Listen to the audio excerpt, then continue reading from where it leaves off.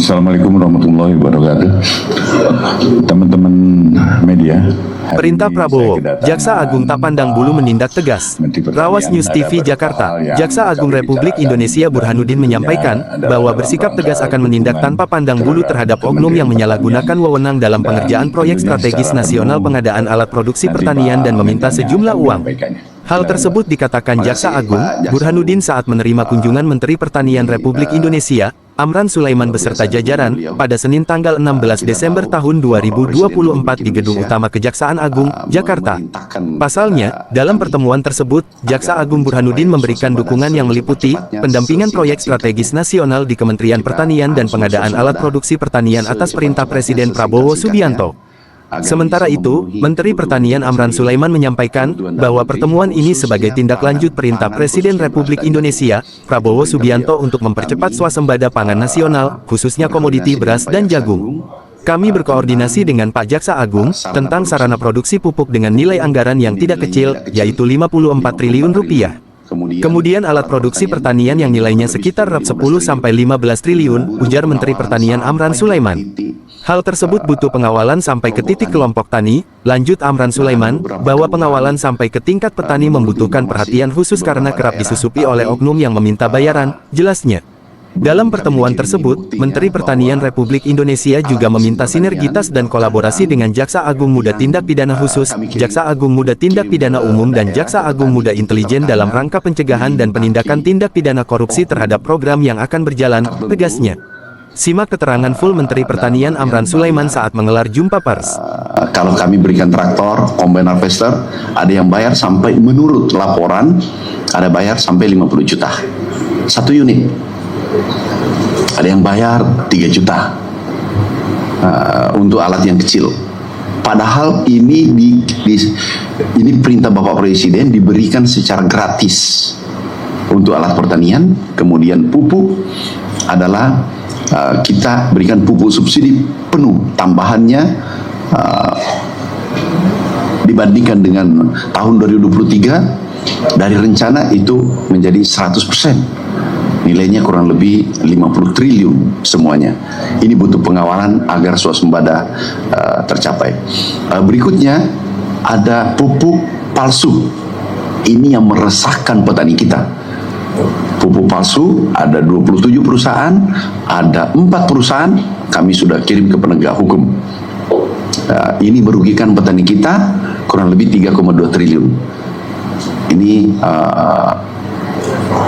mungkin harapan kami ini ditindak, dihukum seberat-beratnya. Kenapa? Bukan merugikan negara saja, tetapi merugikan petani kita kurang lebih 100.000 orang, artinya kali 4 orang dengan keluarganya berarti 400.000 orang yang menderita. Kerugian total, potensi kerugian untuk petani kita 3,2 triliun. Dan ini kami sampaikan ke beliau. Beliau memberikan dukungan penuh. Terima kasih Pak Jaksa Agung, Pak Jamintel, Jampidum, Jampitsus, kami terima kasih mewakili petani seluruh Indonesia. Makasih. Wassalamualaikum warahmatullahi wabarakatuh.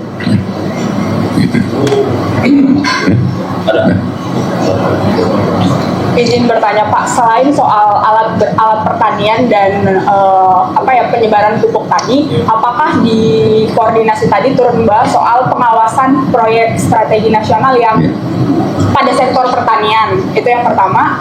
Kemudian untuk komentar, ada berapa sih Pak PSN di sektor pertanian sendiri untuk melengkapi datanya? Bagaimana? Diulang? Ada berapa PSN di sektor pertanian sendiri?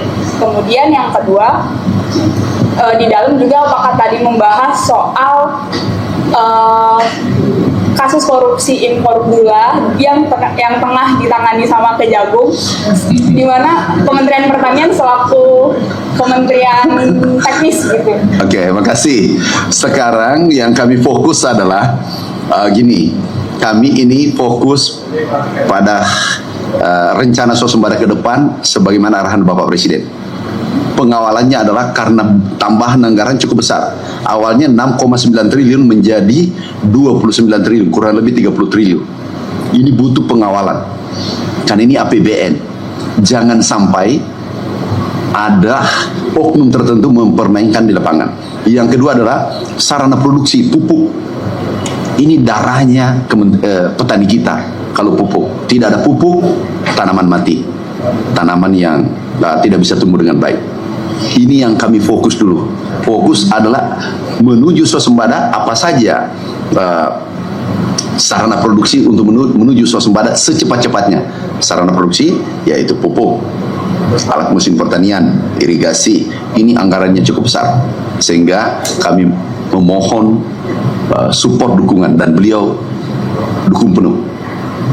Yang lainnya nanti kita bahas karena kami ada acara berikutnya. Ada Pak Menteri Transmigrasi menunggu. Ya, jadi